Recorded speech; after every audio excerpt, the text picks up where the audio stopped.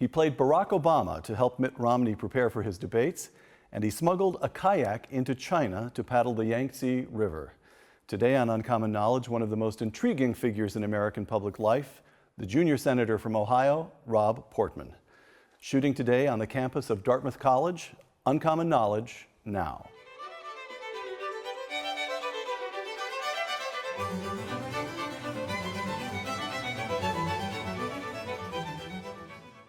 Welcome to Uncommon Knowledge. I'm Peter Robinson.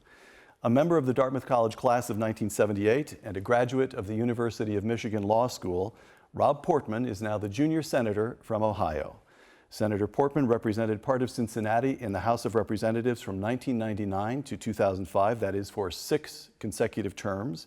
From 2005 to 2006, he served as the United States Trade Representative in the administration of President George W. Bush. And from 2006 to 2007, he served as Director of the Office of Management and the Budget, also in the administration of President George W. Bush.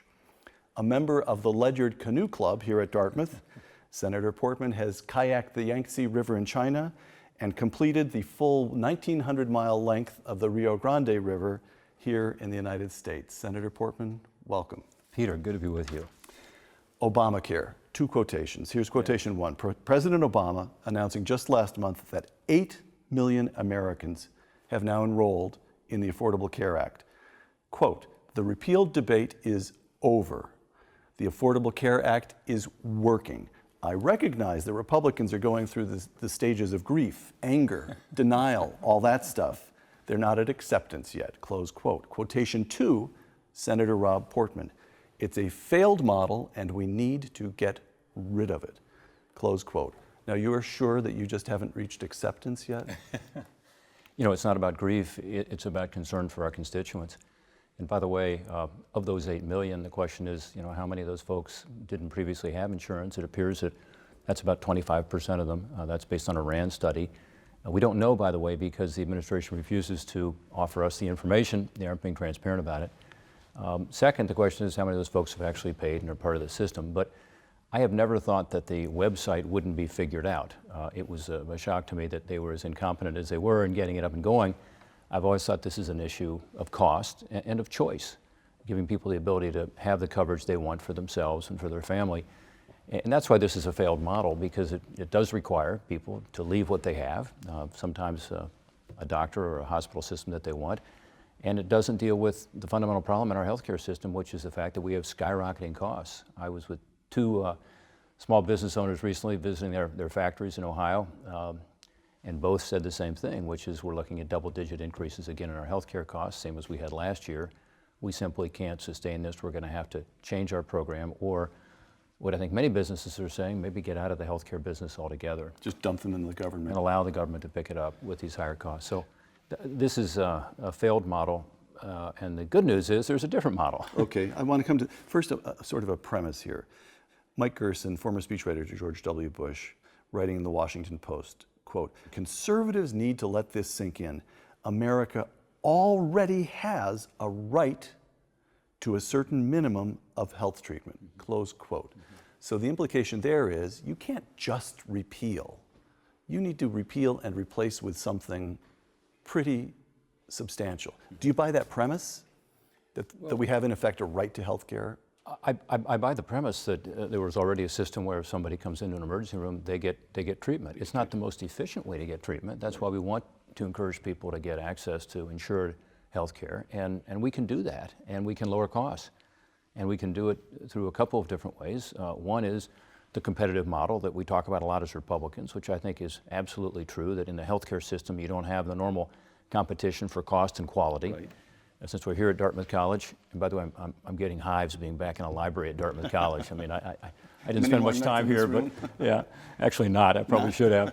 But there's a group here looking at this very issue. You know, why do we pay 50% more than any other developed country in the world and twice what many developed countries pay for health care when we still have 40 to 50 million Americans uninsured? And part of it is we don't have this competitive model where we know what the cost and quality is, so that doctors and healthcare systems should be able to provide us that information. And second, we have got to, you know, re-engage with what has always worked in America to get costs down, and that's giving people choice rather than mandates. And I think those are sort of, to me, the fundamental building blocks for a better healthcare system. So you should be able to buy insurance across state lines. Okay, final question on healthcare. Let's suppose, you and I would be given to hoping this in any event, but let's stipulate that in November, Republicans retain the House and get to 51 seats in the Senate. Your party, for the first time since you've been in the Senate, controls the Senate. Repeal of Obamacare would remain out of the question because the President of the United States would veto any such measure. But you'd have 2 years before Barack Obama left office in which you, the Republicans, would control both houses of Congress. What can you do in those 2 years to advance your agenda of healthcare? Have a healthy debate with the American people and with the President, because we hopefully will send legislation to his desk about alternatives. It should never be about repeal, it should be about replace. This system that the President has put in place hasn't worked by his own metrics, his own measures. The Congressional Budget Office, by the way, has told us that after 10 years of Obamacare, still 30 million Americans would be uninsured. Costs will skyrocket, and it'll have a negative impact on jobs. 2.5 million people lose their jobs because of the way Obamacare works. So clearly this model is not the right one. So our job, if we do get the majority, is to take on a very important, solemn responsibility, and that's to govern, and that's to let the American people know we do have alternatives. And not just on health care, as you and I will talk about, but on how we deal with our regulatory system, our tax code, how we ensure we expand exports, how we, as Republicans, have better ideas on reducing the debt and deficit and growing this economy. So I think that's our job, Peter. We can't just say no, we have to say we have a better way, which we do. But those, let's say those 2 years, again, supposing you take the Senate, those 2 years between taking the Senate and a new president coming into office are a time when American health care can get substantially fixed. You believe you could send legislation to the White House the president would sign? Or this is a time fundamentally for debate, for shaping the issue? We live in a presidential system. We have to wait for the next president for real action. Which of those two seems As a likely? practical matter, I think you're right. The president would veto anything we sent to him. But having said that, let's not be shy about sending him something. Because that ultimately is where the American people are going to see the contrast between our vision for a healthcare system where you do have cost containment but also more choice and therefore higher quality, and the president's system, which is a one-size-fits-all government program that imposes these mandates. So let's allow that debate to flourish by doing something in the House and in the Senate, should we get the majority, putting it on the agenda, which will be the big difference, is that we'll be able to control that agenda and be able to let the American people know there is a difference and there is a better way. Okay, the budget, long-term view of the budget. During 8 years in office, your president, George W. Bush, oversaw a total increase in spending of more than 80%. The biggest, far larger than Bill Clinton's 32%, and the biggest increase since President Lyndon Johnson. He's fighting 2 wars, grant that. Subtract defense spending, subtract debt service, and you still see the biggest increase in spending since Nixon, more than 5% a year. How could that have happened under a Republican president? How is it that the budget of the United States seems so much on autopilot that even Republicans find themselves spending and spending and spending? Yeah. Well, first of all, I think the president should have vetoed appropriations bills sooner. When he started to do that, when I was at the Office of Management and Budget, you found that, in fact, that spending was curtailed on the part that the president and the Congress controls. I know you didn't get into the White House until 2006, which is 6 years after things got started, but was it a calculation in the Bush administration? We have a war to fight. The defense of the republic is the imperative. If the price of fighting that war is letting them spend like a bunch of drunken sailors on domestic matters, let them spend as long as they support us on the war. Was there some kind of calculation like that, do you suppose? Well, I do think there was some of that thinking. It wasn't just about the wars, it was about protecting the country. Remember, after 9/11, there had to be additional expenditures, substantial expenditures, large expenditures on Homeland Security, intelligence, sort of hardening the country. So it was more than just military. It was a whole new way of looking at the world as a very dangerous place. And there was probably some of that. There was also the reality, Peter, that at that time about 60% of the budget was on autopilot, and that was the fastest growing part, and that was the so-called entitlement programs, Medicare, Medicaid, Social Security. Now that's, by the way, 2/3 of the budget. In 10 years, it'll be 3/4 of the budget. So when you look at the spending in terms of what the president and Congress controls, you look at the domestic discretionary part, which is shrinking. Again, about 1/3 of the budget now, soon to be 25% of the budget. And on that part, after 2006, the president started to make progress because he started vetoing legislation. He hadn't vetoed a bill until 6 years into his term. When he did that, then suddenly Congress stopped passing these increases in the domestic spending. You were director for the Office of Management of the Budget a little over a year. Fundamentally, one budget belonged to you. The budget for fiscal year 2008, which included a deficit of $459 billion, more than twice the deficit of the year before. Now, let's stipulate that a loyal Republican and a man who served in a president's administration is not going to be too critical of his president. But would it be accurate to say that you were unhappy with the budget that you had to put forward? Well, actually, that would reflect the budget from the year before. The one I put forward— I've got this wrong. Good, fix it for me. The one I put forward, we just put forward a year before, was the one that actually proposed a balanced budget, not over 10 years, but over 5 years. Imagine that. And I insisted on that, and it was the president's budget, not my budget, but we worked internally to work through some differences on that, but we actually proposed, in the one budget that I was able to propose, a balanced budget. And we did it through taking some tough decisions, in fact, some that weren't very politically popular, including some reforms in the Medicare program, so-called means testing in Medicare, meaning that if you're above a certain income, in that case about 170 grand as a couple, you don't get the same benefits under Part B and Part D in terms of the government paying for your premiums. You have to pay for them. And that's the first time that had been proposed in a budget. That balanced budget over 5 years, of course, was met by the Democratic Congress, because remember, the Democrats were in charge with kind of a laugh, and they did their own budget. The president then vetoed appropriations bills, and then they just did continuing resolution spending from the year before. But that's how my team should be judged, is what did we put forward and what happened. Well, what I'm trying to tease out here is is partly your role in the Senate today. I get the feeling, Senator, that you don't have any hesitation at all to take on members of your own party in matters of budget. There are certain fights you actually like. Is that fair? Yeah, sure. And as I said, I said at the time, and I'm repeating today, the president should have vetoed appropriations bills sooner. I believed a balanced budget was the right way to go, and there was an internal fight on that at the White House. I was able to prevail on that, barely, and that set a template going forward. So the Democrats always wanted to spend more, Republicans wanted to spend less, but I think we needed to have a balanced budget. And by the way, Paul Ryan's budget that I supported last go-around, and that he will once again be proposing for next fiscal year, balances in 10 years, and that's important too. It's harder to balance in 5 years now because we are so much deeper in debt and deficit.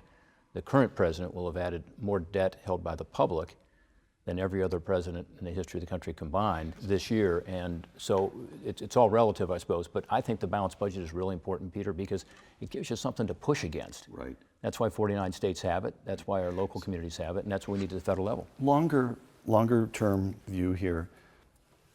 Bill Vogeley published a book 2 years ago called The American Welfare State, and this is the arresting statistic in that on average, entitlements since 1940 have grown at twice the rate of average income in this country. Even under Ronald Reagan, spending on welfare slowed, but was not reversed. Here's Bill Vogeley, quote, "Liberal victories advance liberalism.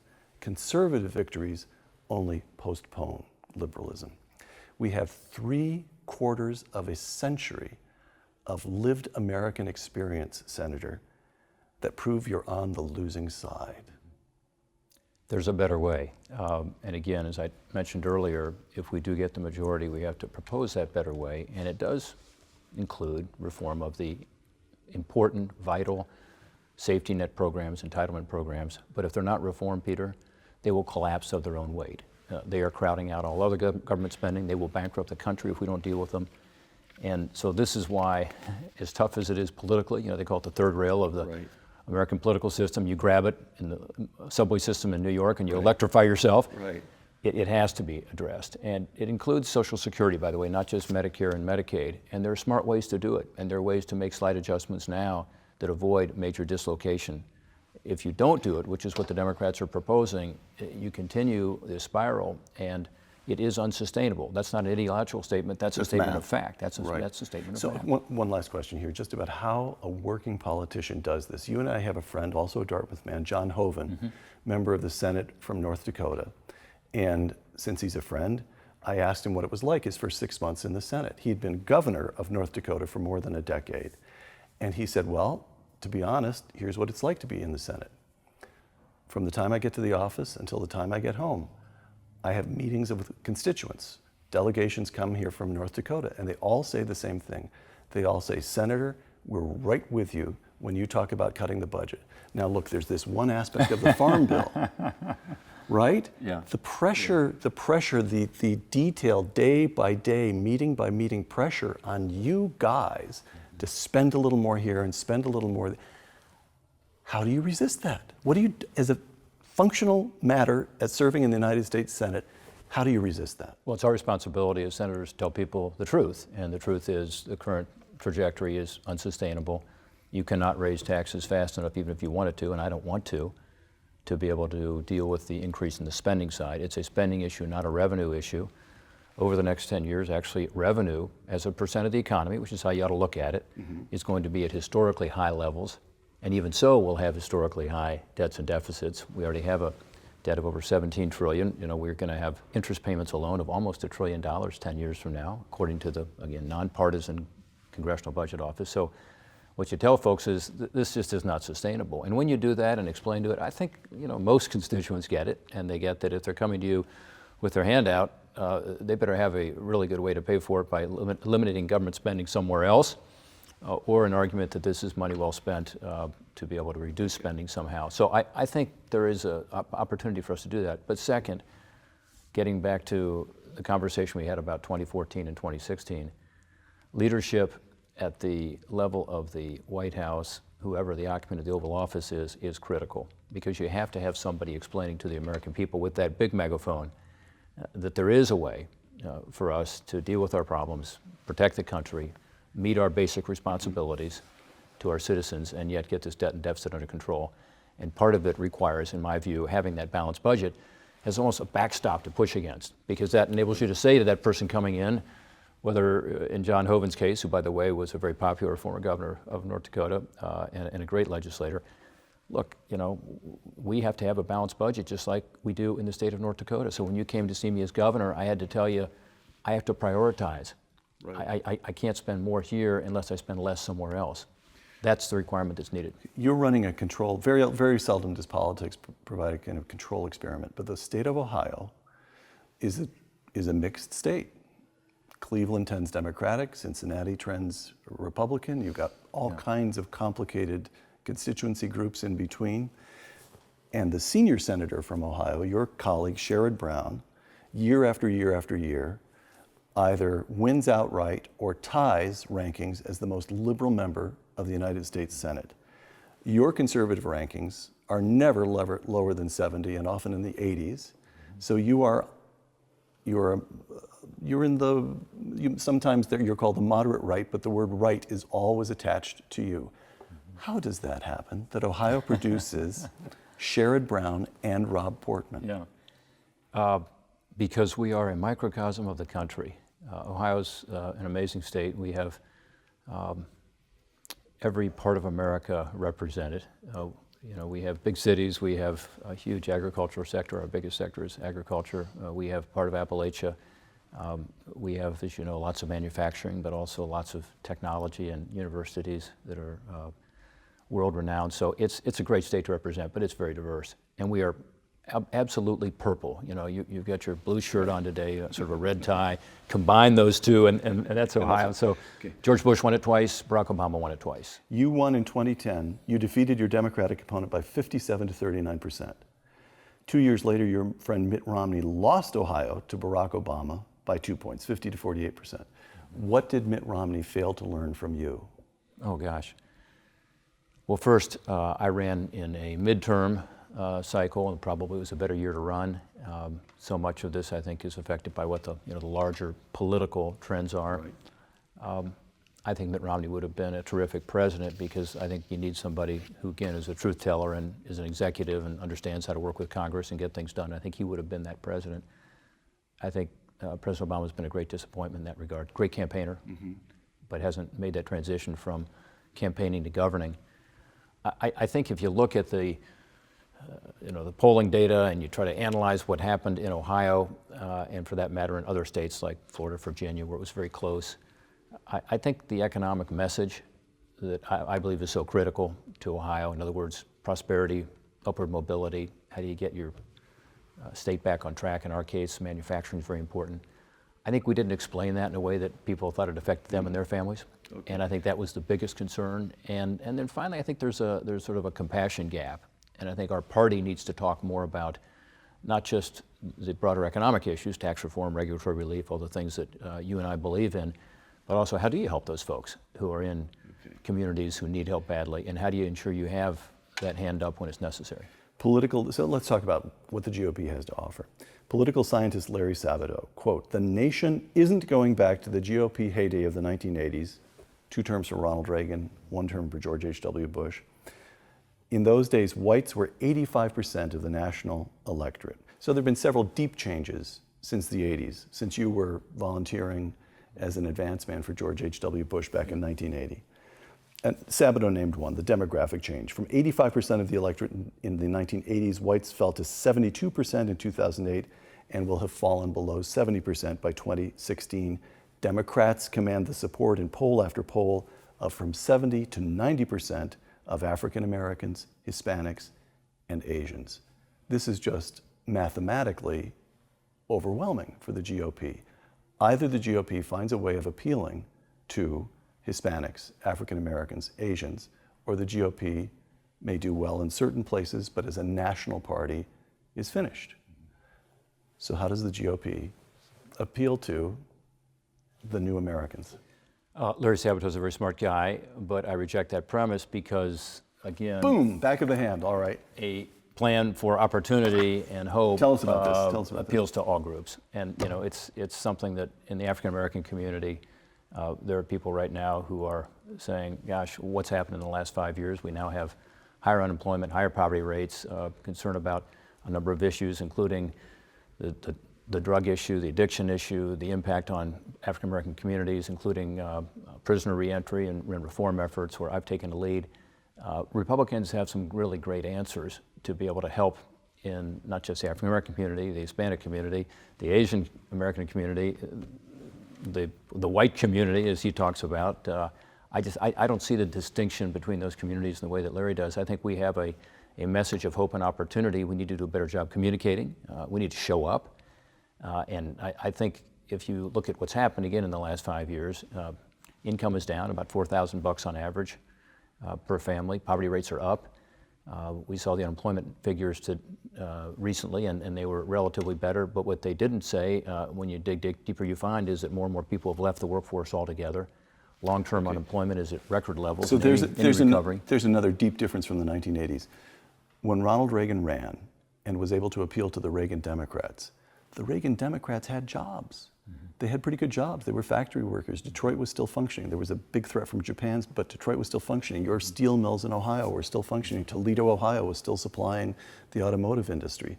And now, a lot of those jobs are being performed in China. Mm-hmm. You just mentioned that we now have long-term unemployment and something that hasn't been seen in decades, which is people dropping, a shrinking labor force. Mm-hmm. So let me just put it this way. What does the party of a rich, highly educated, polished, smooth, well-spoken man like Mitt Romney have to say to people in Appalachia who are on food stamps, or in Toledo, where the grandfather had a great job for the spark plug company, but they're not supplying Detroit anymore because those jobs are in Alabama or China? What does the Republican Party have to say to people who used to be Reagan Democrats and are now just hard up? Yeah, it doesn't have to be that way. That's what the Republican Party says. And that we have a specific plan to give the economy a shot in the arm, to do what John F. Kennedy used to talk about, which is a rising tide lifting all boats. And it can happen, and it's time tested. So, you know, some Republicans, Peter, say Washington's doing too much, Washington should just get out of the way. And I certainly agree with that in terms of some regulations and so on. But Washington isn't doing what it ought to be doing to reform these basic institutions of our economy. So our tax reform system is so antiquated, so screwed up, so inefficient that we are losing jobs every day to other countries. If we reform the tax code, by the way, we're the only country among the major countries that hasn't done that since the 1980s. In fact, on the international side, not since the 1960s. I mean, we're behind. On trade, we should be exporting much more, and we should be much tougher on unfair imports coming in. And on energy, we have a huge opportunity right now to develop the resources in the ground in America to be able to make us energy independent and bring back more of those manufacturing jobs. It's starting to happen. And you mentioned Ohio and manufacturing in Toledo. We may have the biggest campus at the Jeep plant in Toledo of any car campus in America by the end of this year. We're bringing jobs back from Mexico for northern Ohio, and not the Toledo area, but the Cleveland area. And you know, that's the Ford Motor Company. It's jobs, it's growth. Jobs, and we can do it. And there are things that this president refuses to do, whether it's simple reforms of the tax code, which would make a huge difference, or backing off on some of these regulations that make no sense, that have no cost-benefit analysis that makes any sense, or whether it's XL Pipeline? Well, of course, XL Pipeline. That's sort of a no-brainer. I mean, that's 42,000 jobs right there, direct and indirect, and we should do it immediately. Energy production on public lands and the ability to go on the outer continental shelf gives us enormous opportunities to become sort of the Saudi Arabia, not just on natural gas as we are already, but on oil. And we have a huge opportunity here if we do the right things. And it doesn't take an ideological battle to win these. In other words, it's not all about us saying there's only one Republican way. A lot of this can be bipartisan. Right. I mean, you look at the regulatory relief and the tax reform ideas. These are ideas that if Democrats want to, continue to appeal to those same working class voters you're talking about, they better be for it too, because if we communicate it better and people understand this is essential to their jobs, their future, their benefits as workers, I think this can be something we can get done. And you need a president to lead. You need somebody who understands it's a time in our country where we have serious problems. We have a crisis in certain areas. I would say one certainly is in terms of our tax system, our regulatory system. We need to act, and if we do act, we can actually make a big difference in people's lives. Last question about these deep changes since the 80s. Daniel Patrick Moynihan, 1965, he writes a report entitled, this is the language that was used in those days, "The Negro Family, a Case for National Action," close quote. Listen to this from 1965. "The fundamental problem is that of family structure. The Negro family in the urban ghettos is crumbling. A middle-class group has managed to save itself, but for vast numbers of the unskilled and poorly educated, the fabric of conventional social relationships has all but disintegrated. So long as this situation persists, the cycle of poverty and disadvantage will continue to repeat itself," close quote. Moynihan writes that in 1965, when the illegitimacy rate among African Americans was 25%. Today, the illegitimacy rate among whites is 36%, among Hispanics, more than 50%, and among African Americans, more than 72%. Tax reform, balance the budget, economic growth. What does any of it matter if the American family collapses?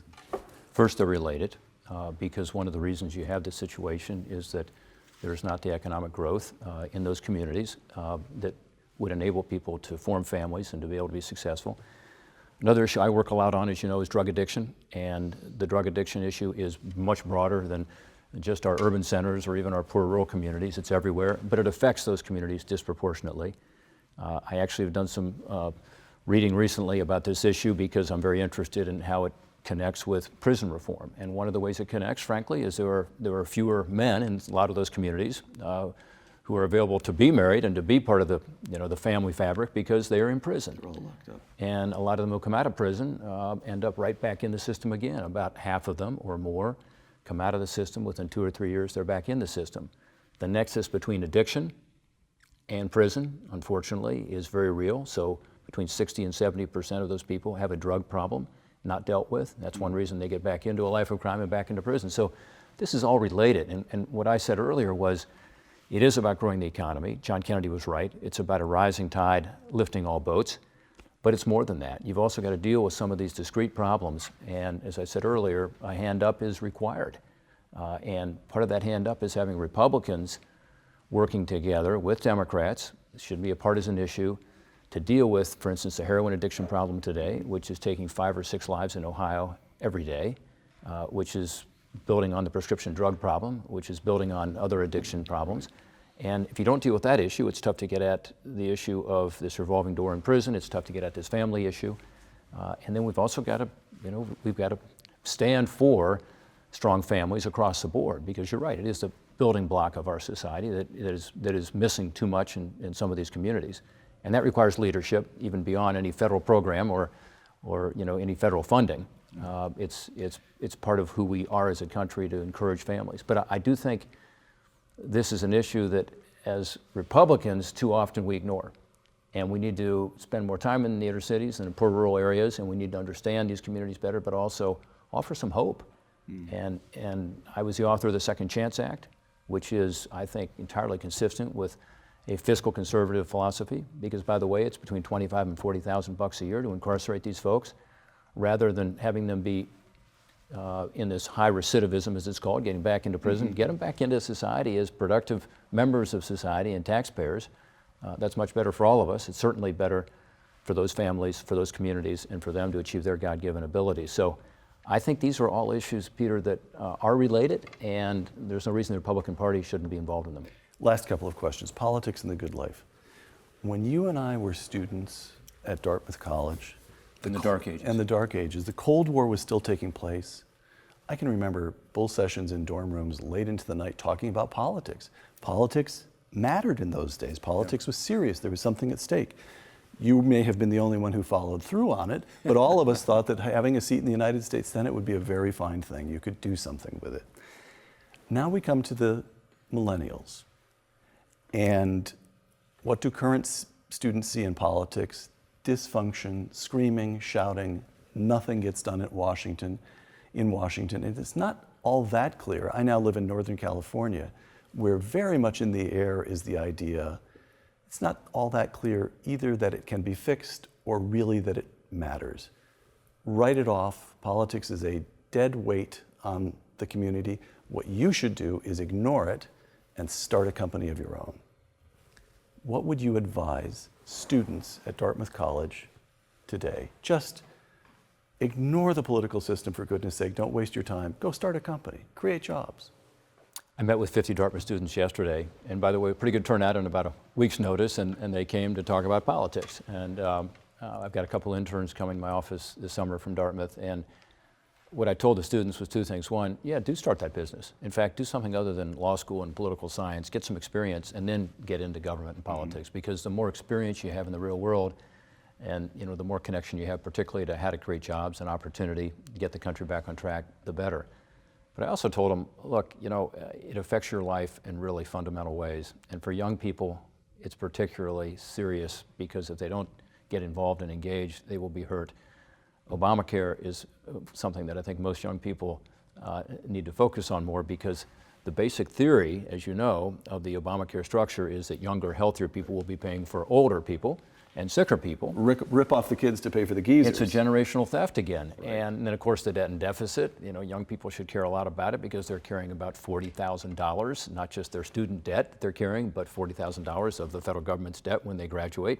That's what it is now. And I say that because it's their taxes that will eventually have to pay this when you get to interest payments of close to $1 trillion a year within the next decade. And then finally, I talked about the economy and jobs. They should care a lot about the fact that unemployment among young people, 18 to 25, is well over twice the national average now. It's about 15% when you average it out. And half the kids getting out of college can't find a job that matches their degree. So these are all issues they should care a lot about for their own self-interest. Right. But finally, for the sake of the country, we need good people involved in this business of politics. It's frustrating. I don't always like it. As you know, I've talked about the frustrations that I feel, but ultimately it's honorable in the sense that you're trying to represent your neighbors and the people who live in your state or your district or your city.